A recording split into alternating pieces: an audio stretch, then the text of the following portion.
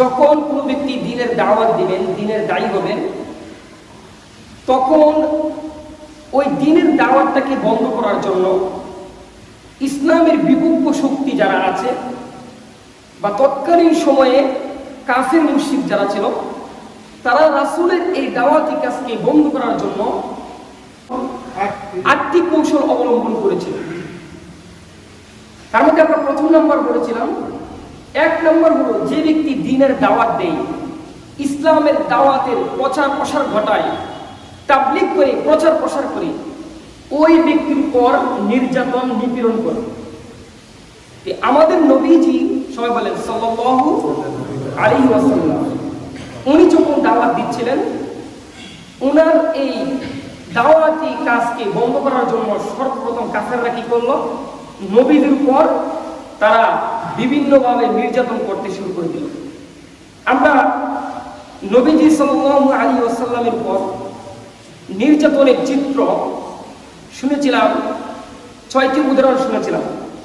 আজকে আমরা শুনব নবীজি সাল্লাল্লাহু আলাইহি ওয়াসাল্লামের উপর কিভাবে আরো নির্যাতন করেছিল কাফেররা।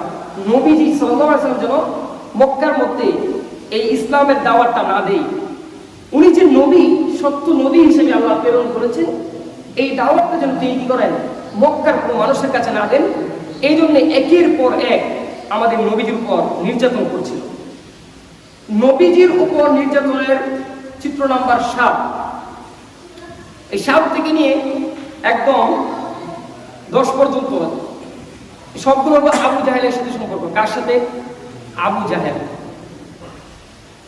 সিরাত ইবনে হিশাম, যদি আপনাদের কারো বাড়িতে থাকে নবীজির জীবনী, সিরাত ইবনে হিশাম, খণ্ড নম্বর 1, পৃষ্ঠা নম্বর 298 এবং 99 নম্বর পৃষ্ঠায় আবু জাহেল সম্পর্কে একটা ঘটনা উল্লেখ করেছে।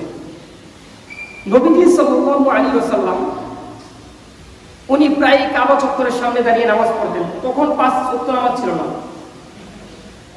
আল্লাহ তাআলা বলেছিলেন রাসূলকে, আপনি সকাল সন্ধ্যায় আপনার রবের তাসবিহ করুন। এই হিসাবে নবীজি কাবা চত্বরের সামনে 2 রাকাত 4 রাকাত এভাবে তিনি সকাল সন্ধ্যায় নামাজ পড়তেন। নবীজি সাল্লাল্লাহু আলাইহি ওয়াসাল্লাম পূর্বের নেই কাবা চত্বরে তিনি নামাজ পড়তেন। আর আবু জাহেল এই দৃশ্যটা দেখেছে। দেখার পরে সে কুরাইশের মানুষদেরকে ডাক দিয়ে বলল, ইয়া মা'শার কুরাইশ, কুরাইশের মানুষদেরকে ডাক দিয়ে বলল, হে কুরাইশের জনগণ, তোমরা কি জানো মুহাম্মদ আমাদের বাপ দাদার ধর্মকে অবজ্ঞা করছে, মুহাম্মদ আমাদের বাপ দাদাকে অপমান করছে, সে আমাদের বাপ দাদাকে বলে আমরা আমাদের বাপ দাদা নাকি মূর্খ। নবীজিকে বলেছে যে তুমি কি নতুন দিনের দাওয়াত নিয়ে আসছো, আমরা আমাদের বাপ দাদার রীতিনীতি মেনে আসছি, তুমি হঠাৎ করে আবার নতুন কোন ধর্ম দিচ্ছ। নবীজি বললেন আপনাদের বাপ দাদা হলো মূর্খ। এই কথাটা শুনে আবু জাহেল তো আরো রাগান্বিত। এবার সে মক্কার সমস্ত মানুষদেরকে বলতে লাগলো, শোনো, আল্লাহর কসম করে বলি, আবার আল্লাহর কসম করে, আবার যখন মুহাম্মদ কাবা চত্বরের সামনে নামাজ দাঁড়াবে, সে যখন ফাইদা সাজাদা, সে যখন সিজদা দিবে, আমি একটা বড় পাথরের টুকরা নিয়ে মুহাম্মদের মাথার মধ্যে মেরে তার মাথাটাকে চূর্ণ বিচ্ছিন্ন করে দেবো। জির বলেন নাউযুবিল্লাহ। সে এরকম মনে মনে নিয়োগ করলো। তারপরে বলল, শোনো কুরাইশের জনগণ, তারপরে তোমরা আমাকে যা ইচ্ছে তা করতে পারো, আব্দে মানাফের পুত্ররা যা ইচ্ছা আমাকে তা করতে পারো, কারণ মুহাম্মদ তো তোমাদের কারো ভাই, কারো ভাতিজা, তোমরা আমাকে যা ইচ্ছা তা করতে পারো, কিন্তু আমি তাকে এর শাস্তি দিয়েই ছাড়ব। নবীজি সাল্লাল্লাহু আলাইহি ওয়াসাল্লাম পূর্বের নেই কাবা চত্বরে নামাজে দাঁড়ালেন। নবীজি যখন সিজদা দেয়, আবু জাহেল একটা পাথর নিয়ে আসে। পাথর নিয়ে এসে সে যেই মাত্র নবীজির মাথার উপরে পাথর দ্বারা আঘাত করবে, এমনি আবু জাহেল কাঁপতে শুরু করে দেয়। কাঁপতে কাঁপতে পিছন থেকে ফিরে আসে, এসে পাথরটা ফালিয়ে দেয়, দৌড় দিয়ে তার গোত্রের মানুষের কাছে চলে যায়। সবাই তাকে বলতে লাগলো ইয়া আবুল হাকাম, তাকে বলতো জ্ঞানের বাপ। তাকে কি বলতো?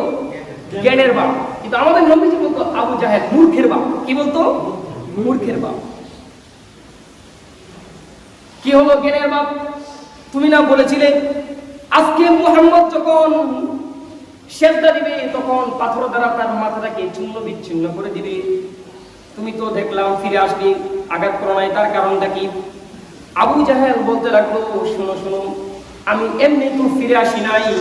আমি যখন মুহাম্মদের মাথার পর যখন পাথর দ্বারা আঘাত করতে যাব, এমনি তাকিয়ে দেখি বিশাল বড় এক উট, যে উট আমি আরবে আর কোনোদিন দেখি নাই।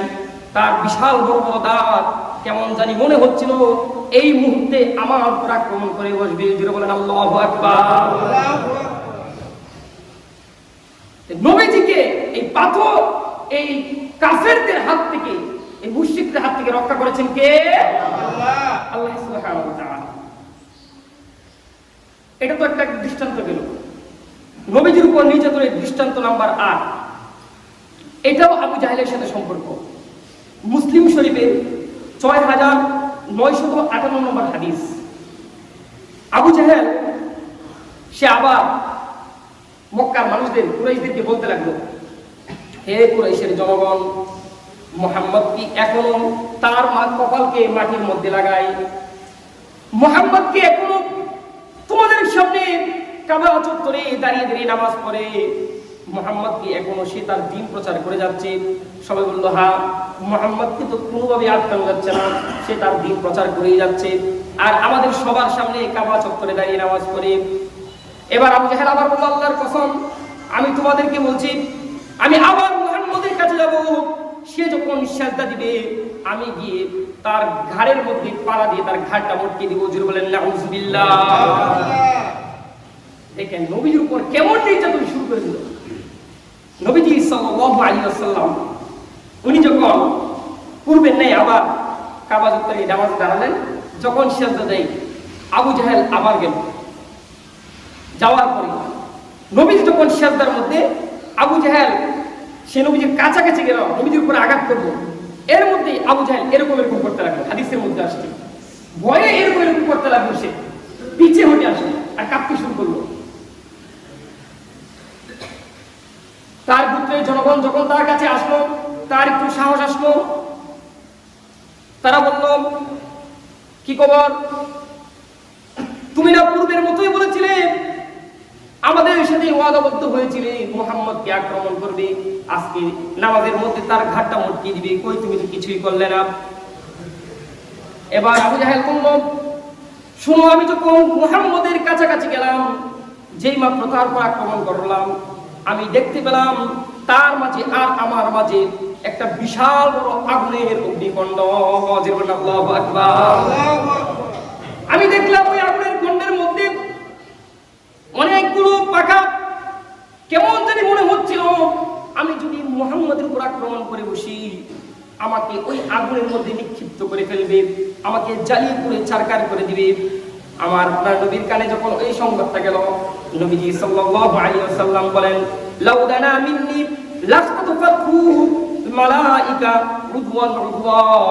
যদি আবু জাহেল আমার আরো কাছাকাছি চলে আসতো, তাহলে শুনে রাখো, ওই যে সেই যে নূরের পাখা বিশিষ্ট একজনকে দেখলো, এটা আর কেউ না, এটা ছিল আল্লাহর ফেরেশতা স্বয়ং জিবরাইল। জোরে বলেন সুবহানাল্লাহ। নবীজি বলেন, লাস্তাতফাতহুল মালাইকা উদওয়ান উদওয়া। যদি আবু জাহেল আসতো, তাহলে ফেরেশতা তাকে ধরে একদম টুকরা টুকরা করে দিত। জোরে বলেন আল্লাহু আকবার। আল্লাহু আকবার। এবার আবু জাহেল কে নবীজি সাল্লাল্লাহু আলাইহি ওয়াসাল্লাম যখন বললেন যদি আসতো তাহলে তার এই শাস্তি হতো, আল্লাহ রাব্বুল আলামিন সূরাতুল আলাক এর মধ্যে 96 নম্বর সূরা 6 নম্বর আয়াত সূরাতুল আলাক এর মধ্যে আল্লাহ তাআলা বলেন, কাল্লা ইন্নাল ইনসানা লা ইয়াতগা আররাআহু ইসতাগনা ইন্না ইলা রাব্বিকার রুজআ। আল্লাহ তাআলা বলেন যে কাল্লা ইন্নাল ইনসানা লা ইয়াতগা। এই যে আবু জাহেল, সে নিজেকে খুব গর্ব করে, সে প্রতিবারেই কি করে সীমা লঙ্ঘন করে। নবীজি তাকে কতবার দাওয়াত দিল, কিন্তু সে কি করে? সীমা লঙ্ঘন করে। আল্লাহ তাআলা বলেন সে নিজেকে খুব মনে করে যে স্বয়ং সম্পূর্ণ, খুব গর্ববোধ করে, অহংকার পূর্বক সে কথা বলে। আল্লাহ তাআলা বললেন, নবী আপনি তাকে জানিয়ে দিন, ইন্না ইলা রাব্বিকা রুজআ, তুমি নিজেই যত দাম্ভিকতা প্রকাশ করো না কেন, আমার নিকটেই ফিরে আসতে হবে। তারপর আল্লাহ তাআলা বলেন, আরাইতাল্লাযী ইয়ানহা আবদান ইযা সাল্লা, এই যে আমার নবী যখন নামাজ পড়তে চায়, আমার বান্দা মানে আমার নবী যখন নামাজ পড়তে চায়, ইয়ানহা সে কি করে? বাধা প্রদান করে। নবীজি আপনি আবু জাহেলকে জানিয়ে দিন, এইবার তো আমি আবু জাহেলকে ছেড়ে দিলাম, এইবারের মতো আমি তাকে ছেড়ে দিলাম, কারণ আল্লাহ তাআলা সব সময় ধরে না, কিন্তু যখন আল্লাহ কাউকে ধরে তখন আল্লাহ কাউকে ছাড়ে না। এই যে নবীজির উপর একের পর এক যখন আল্লাহ তাআলা বলেন ফাস্তা বিমা তুমার ওয়া আ'রিদ আনিল মুশরিকিন, নবীজি যখন প্রকাশ্যে দাওয়াত দিতে শুরু করলো, একের পর এক নবীজির উপর আঘাত শুরু হয়ে গেল, নির্যাতন শুরু হয়ে গেল, পাথর মারলো, এমনকি নবীজির মুখের উপর থুতু মারলো। আমরা সেই ঘটনাও শুনেছি। নবীজি সেজদায় গেল, নারী বুড়ি উঠে নারী বুড়িয়ে নিয়ে নবীজির কাঁধের মধ্যে দিল, এমনকি নবীজির গলার মধ্যে কাপড়টা পেঁচিয়ে শ্বাসরুদ্ধ করে নবীজিকে মারার চেষ্টা করলো। আল্লাহ কিন্তু সরাসরি কোনো কিছু করে নাই। মনে রাখবেন, উলামায়ে কেরামের উপরও যখন কেউ নির্যাতন করতে চায়, ইসলামের উপরও যখন কেউ আঘাত আনতে চায়, আল্লাহ সাথে সাথে এটার বিচার করে না, সময় সুযোগে আল্লাহ তাআলা তাকে অবশ্যই এটার ব্যবস্থা করে দেয়। আল্লাহ তাআলা বললেন, নবী আপনি আবু জাহেলকে বলে দেন, কাল্লা লা ইল্লাম ইয়ান্তা লানাসফা'আন বিন-নাসিয়া, কাল্লা লা ইল্লাম ইয়ান্তা, তাকে আপনি বলে দিন, সে যদি তার এই অপকর্ম, এই দুষ্কর কাজ থেকে যদি সে বিরত না হয়, লা ইল্লাম ইয়ান্তা, যদি সে বিরত না থাকে, লানাসফা'আন বিন-নাসিয়া, বলে দিন আমি তার কপালের এই অগ্রভাগের চুল ধরে টানতে টানতে তাকে জাহান্নামে নিক্ষেপ করে দিব। লানাসফা'আন নাসিয়া এই সম্পর্ক হয় কপালের অগ্রভাগের চুল। নবী আপনি বলে দিন আবু জাহেলকে, যদি এখনো সময় থাকতে যদি সে পরিবর্তন না হয়, এখনো যদি ইসলামের যারা দাওয়াতের কাজ করে তাদেরকে যদি জুলুম করা বন্ধ না করে, তাহলে অচিরেই আমি আল্লাহ এদেরকে কপালের চুল ধরে টানতে টানতে জাহান্নামে নিক্ষেপ করে দিব। তারপরে নবীজি সাল্লাল্লাহু আলাইহি ওয়াসাল্লামের পর নবীজির এই দ্বীনের দাওয়াতকে বন্ধ করার জন্য আবু জাহেল কত শত চেষ্টা করেছে। নবীজি সাল্লাল্লাহু আলাইহি ওয়াসাল্লামের কাছে আবু জাহেল প্রায়ই যেত, গিয়ে নবীজির সামনে বসত, নবীজি সাল্লাল্লাহু আলাইহি ওয়াসাল্লামের মনোমুগ্ধকর কণ্ঠে কোরআন তেলাওয়াত শুনত। শোনা শেষ হলে যখন নবীজির এই কোরআন তেলাওয়াত শেষ হতো, তখন সে উঠত, উঠার পরে সে তার পরিবারের কাছে আসতো, আর উঠার পরে নবীজিকে বলতো, এইসব কি মুহাম্মদ, এসব কি বলে, এসব মিথ্যা, বলেন নাউযুবিল্লাহ। যখন শুনতো মনোযোগ দিয়ে শুনতো, কিন্তু যখন উঠতো অনেক লোক দেখতো যে আমরা যাকে লিডার মানি সে মুহাম্মদের কাছে গিয়ে কোরআন শুনি, আবার সেই আমাদেরকে বলে আমরা যেন মুহাম্মদের বিরোধিতা করি, আবার সেই মুহাম্মদের সামনে কোরআন শুনছে। সে কি করতো, উঠার পরে তার পরিবার নিকটাত্মীয়ের কাছে এমন ভাবে আসতো, আল্লাহ তাআলা সূরাতুল কিয়ামা 31 নম্বর আয়াতের মধ্যে বলেন, ফালা সাদ্দাকা ওয়ালা সাল্লা ওয়ালাকিন কাযযাবা ওয়া তাওয়াল্লা সুম্মা যাহাবা ইলা আহলিহি ইয়াতামাত্তা।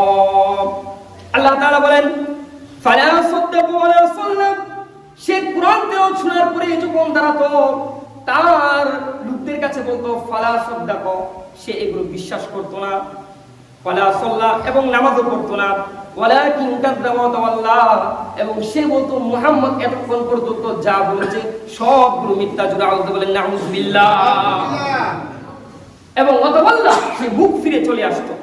সুম্মা যাহাবা ইলা আহলিহি ইয়াতামাত্তা, এবং তার পরিবারের নিকট যে আসতো, অহংকার দম্ভ করে এমন ভাব নিয়ে আসতো, সে বলতো যে এসব কিছুই না, মুহাম্মদ যা বলে এগুলো মিথ্যা বানোয়াট, তোমরা এগুলো বিশ্বাস করো না। আল্লাহ তাআলা নবীকে জানিয়েছেন, নবী আপনি আবু জাহেলকে গিয়ে বলেন, আউলা লাকা ফাউলা সুম্মা আউলা লাকা ফাউলা। আবু জাহেলকে গিয়ে বলেন, আউলা লাকা ফাউলা, দুর্ভোগ তোর জন্য দুর্ভোগ। এই যে সত্য শোনার পরে তুই যেটাকে মিথ্যা বলে গণ্য করছিস, তোর কপাল পুরা, অচিরেই অপেক্ষা কর, আল্লাহ তোকে জাহান্নামে নিক্ষেপ করবে। সম্মানিত হাজিরিন, কুরআন হাদিসের কথা শোনার পরেও যে এগুলোকে হয়তো গল্পগুজব মনে করে, এর কপালে হেদায়েত আল্লাহ লেখে নাই।